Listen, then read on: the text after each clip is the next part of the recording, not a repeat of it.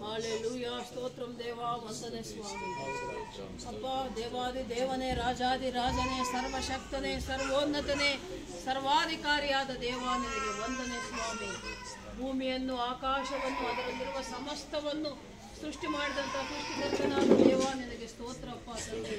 ಅಪ್ಪ ತಂದೆ, ಈ ಒಂದು ಮಧ್ಯಾಹ್ನ ಕಾಲ ಸಮಯದಲ್ಲಿ ನಿಮ್ಮ ಪಾದ ಸನ್ನಿಧಿಯಲ್ಲಿ ಬಂದು ಅಪ್ಪ ನಾವೆಲ್ಲರೂ ಒಂದೇ ಮನಸ್ಸುವರಾಗಿ ಅಪ್ಪ ನಿನ್ನಲ್ಲಿ ಒಂದೇ ನಂಬಿಕೆ ಉಳ್ಳವರಾಗಿ ನಿನ್ನನ್ನು ಪ್ರೀತಿಸುವವರಾಗಿ ಅಪ್ಪ ನಾವು ಪ್ರಾರ್ಥಿಸ್ತಾ ಇದ್ದೇವೆ ತಂದೆ. ಇಲ್ಲಿಯವರೆಗೆ ನಿಮ್ಮ ವಾಕ್ಯವನ್ನು ಕೇಳಿದ್ದೇವಪ್ಪ.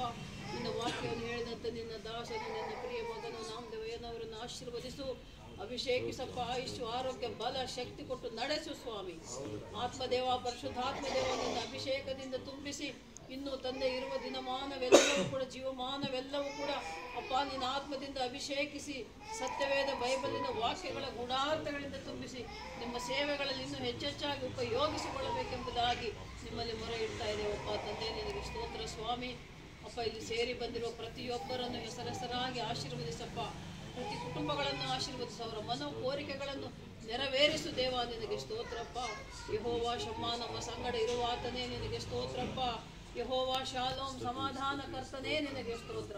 ಹೌದು ಸ್ವಾಮಿ, ಈಗ ನಿಮ್ಮ ವಾಕ್ಯ ಧ್ಯಾನ ಮಾಡಿದ್ದೇವಪ್ಪ. ಪರಲೋಕದಿಂದ ಭೂಲೋಕಕ್ಕೆ ನರಮಾನವನಾಗಿ ಬಂದ ಏಸಯ್ಯ ನಿನಗೆ ಸ್ತೋತ್ರ ಸ್ವಾಮಿ. ಮನುಷ್ಯರೊಳಗೆ ಸಮಾಧಾನ ಉಂಟು ಮಾಡುವುದಕ್ಕಾಗಿ ಬಂದ ಸಮಾಧಾನ ಕರ್ತನಾದ ದೇವರು ನೀನಪ್ಪ. ನಮ್ಮನ್ನು ಅನುದಿನವೂ ಅನುಕ್ಷಣವೂ ಕಾಯುವ ಕಾಪಾಡುವ ದೇವರು, ನಮ್ಮನ್ನು ಪ್ರೀತಿಸುವ ದೇವರು ನೀನಾಗಿದ್ದೆ ಏಸಯ್ಯ. ನರಮಾನವನಾಗಿ ಮನುಷ್ಯರೊಳಗೆ ಇದ್ದು ಅನೇಕ ಅಪ್ಪ ತಂದೆ 30 ವರ್ಷಗಳು ಅಪ್ಪ ಸಾಮಾನ್ಯ ಮನುಷ್ಯನಾಗಿದ್ದು, ಬಡಿಗನಾಗಿದ್ದು, ಕೆಲಸ ಕಾರ್ಯ ಮಾಡಿಕೊಂಡು ತಂದೆ ತಾಯಿಗಳಿಗೆ ಸಹಾಯ ಸಹಕಾರ ನೀಡುತ್ತಾ ಇದ್ದ ಮನುಷ್ಯನಾಗಿದ್ದ ದೇವ ನಿನಗೆ ಸ್ತೋತ್ರ ಸ್ವಾಮಿ.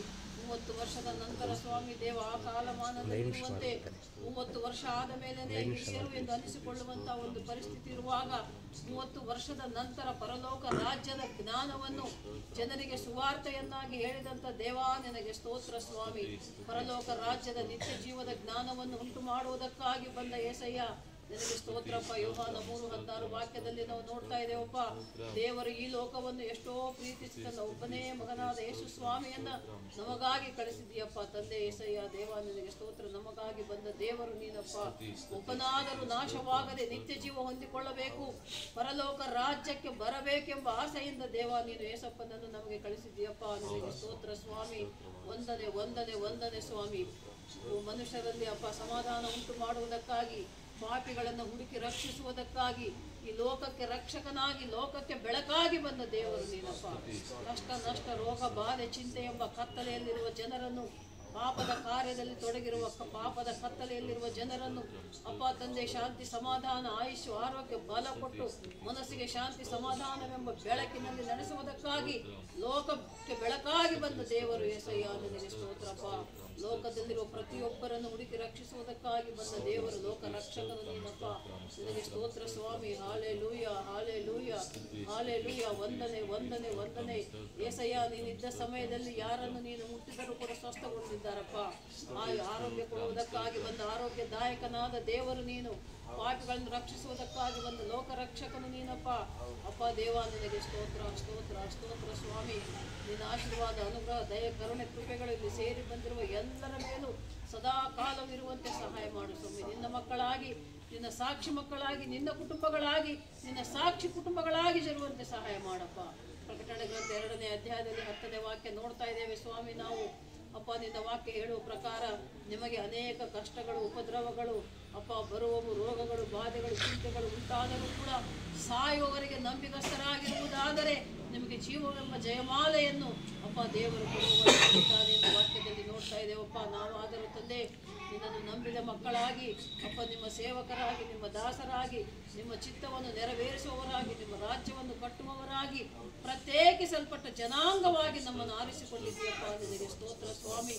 ಇಲ್ಲಿ ಸೇರಿ ಬಂದಿರುವ ನಾವೆಲ್ಲರೂ ಕೂಡ ಅಪ್ಪ ತಂದೆ ನಿನ್ನಲ್ಲಿ ಪ್ರೀತಿ ಉಳ್ಳವರಾಗಿ, ನಿನ್ನಲ್ಲಿ ಭಯಭಕ್ತಿ ಉಳ್ಳವರಾಗಿ, ನಿನ್ನ ವಾಕ್ಯದ ಪ್ರಕಾರ ನಡೆಯುವಂತೆ ಸಹಾಯ ಮಾಡಪ್ಪ.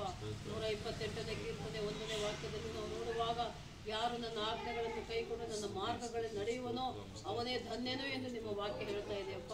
ನೀನು ಹೇಳಿದ ಮಾತಿನ ಪ್ರಕಾರ ನಾವು ಜೀವಿಸುವಂತೆ ಸಹಾಯ ಮಾಡು ಏಸಪ್ಪ. ನೀನು ಹೇಳಿದೆಯಪ್ಪ, ಒಬ್ಬರನ್ನೊಬ್ಬರು ಪ್ರೀತಿಸಿರಿ, ಒಬ್ಬರನ್ನೊಬ್ಬರು ಕ್ಷಮಿಸಿರಿ, ಒಬ್ಬರಿಗಾಗಿ ಒಬ್ಬರು ಪ್ರಾರ್ಥಿಸಿರಿ ಎಂದು ನೀನು ಹೇಳಿದೆಯಪ್ಪ. ನಿನ್ನ ಮುತ್ತಿನಂತ ನಾವೆಲ್ಲರೂ ಜೀವಿಸುವಂತೆ ಸಹಾಯ ಮಾಡು. ನಿನಗಾಗಿ, ನಿನ್ನ ರಾಜ್ಯಕ್ಕಾಗಿ, ನೀತಿಗಾಗಿ ತವಕಪಟ್ಟು ಜೀವಿಸುವಂತೆ ಸಹಾಯ ಮಾಡಪ್ಪ. ಮತ್ತಾಯ ಸುವಾರ್ತೆ 6:33 ವಾಕ್ಯ ಹೇಳುವಂತೆ, ಹೌದು ಸ್ವಾಮಿ, ಮೊದಲು ನಾವೆಲ್ಲರೂ ಕೂಡ ನಿನ್ನ ರಾಜ್ಯಕ್ಕಾಗಿ, ನೀತಿಗಾಗಿ ತವಕಪಟ್ಟು ಜೀವಿಸುವಂತೆ ಸಹಾಯ ಮಾಡಾಗ ನಿಮಗೆಲ್ಲವೂ ದೊರಕುವುದು ಎಂದು ನಿಮ್ಮ ವಾಕ್ಯ ಹೇಳ್ತದೆಪ್ಪ. ನಮಗೆ ಬೇಕಾದಂಥ ಆಯುಷು, ಆರೋಗ್ಯ, ಬಲ, ಶಕ್ತಿ, ಶಾಂತಿ, ಸಮಾಧಾನ, ನೆಮ್ಮದಿ ಎಲ್ಲವನ್ನು ಕೊಡುವಾತನು ನೀನಾಗಿದ್ದಿ ಸ್ವಾಮಿ. ಇಲ್ಲಿ ಸೇರಿ ಬಂದ ಎಲ್ಲರೂ ಕೂಡ ಅವರವರ ಮನಸ್ಸಿನ ಕೋರಿಕೆಗಳನ್ನು ನೆರವೇರಿಸಿ ನಡೆಸಿ ಅಪ್ಪ ನೀನೇ ಮಹಿಮೆ ಹೊಂದಬೇಕೆಂಬುದಾಗಿ ಎಲ್ಲವನ್ನು ಸಮಸ್ತವನ್ನು ಸಾಧ್ಯವನ್ನಾಗಿ ಮಾಡುವ ಸರ್ವಶಕ್ತನಾದ ದೇವ ಏಸಯ್ಯ, ನಿನಗೆ ವಂದನೆ ವಂದನೆ ವಂದನೆ ಸ್ವಾಮಿ. ಎಲ್ಲ ನನ್ನ ಮಾನ ಮಹಿಮೆ ಪ್ರಭಾವಗಳು ನಿನಗೆ ಸಲ್ಲಿಸ್ತಾ ಇದ್ದಾವಪ್ಪ. ನಮ್ಮೆಲ್ಲ ಪ್ರಾರ್ಥನೆಗಳನ್ನು ಕೇಳಿ ಸದುತ್ತರ ದಯಪಾಲಿಸಿ ನೀವೇ ಮಹಿಮೆ ಹೊಂದಬೇಕೆಂಬುದಾಗಿ ನಜರೇತಿನ ಯೇಸು ಕ್ರಿಸ್ತನ ನಾಮದಲ್ಲಿ ಪ್ರಾರ್ಥಿಸಿ ಬೇಡಿ ಹೊಂದಿದ್ದೇವೆ ನಮ್ಮ ತಂದೆ. ಆಮೆನ್ ಆಮೆನ್ ಆಮೆನ್. ಅಂತೆ ಆಶೀರ್ವಾದ ಹೊಂದಿಕೊಳ್ಳೋಣ. ನಮ್ಮ ತಂದೆಯಾದ ದೇವರ ಪ್ರೀತಿ, ದೇವಕುಮಾರ ಯೇಸುವಿನ ಕೃಪೆಯು, ಪರಿಶುದ್ಧಾತ್ಮ ದೇವರ ಸಹಾಯವು, ಸಹವಾಸವು, ಅನ್ಯೋನ್ಯತೆಯು, ಮಾರ್ಗದರ್ಶನವು ಸಕಲ ಪರಿಶುದ್ಧರೊಂದಿಗೂ ಇಲ್ಲಿ ಸೇರಿ ಬಂದಿರುವ ಎಲ್ಲಾ ದೇವರ ಪ್ರಿಯ ಮಕ್ಕಳೊಂದಿಗೂ ನಿತ್ಯ ನಿರಂತರವಾಗಿ ನೆಲೆಯಾಗಿರಲಿ. ಆಮೆನ್ ಆಮೆನ್ ಆಮೆನ್. ಹ್ಯಾಪಿ